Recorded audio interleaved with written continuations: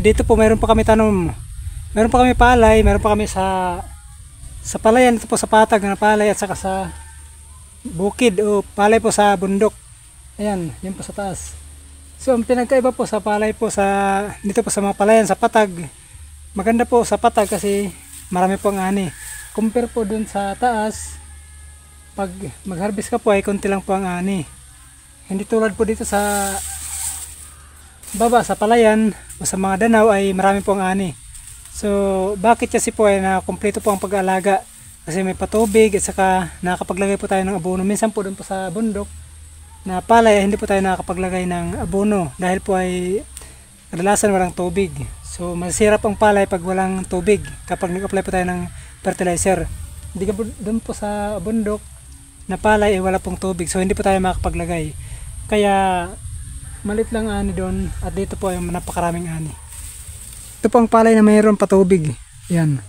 Hanggang doon sa dulo. Ayan. Kung titingnan nyo, napakaganda. At ito po ang kanyang ang puno. Tingnan natin ang puno.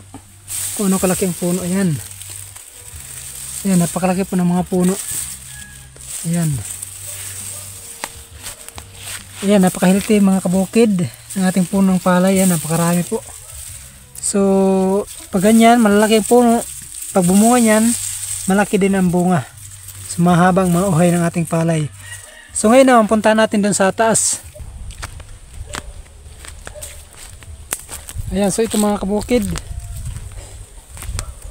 So ayan, ito po ang ating tanim na palay sa bukid. Ito pong palay pambukid o kalinayan. Ayan, kung titingnan natin, ayan, napakahaba. Malaki naman pero mahaba at konti lang po ang mga puno.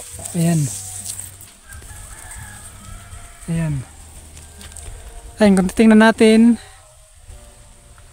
ayan, hindi po siya makapal kasi ayan, kulang nga sa walang patabang lupa dahil po ay hindi po malagyan ng fertilizer dahil po ay walang tubig.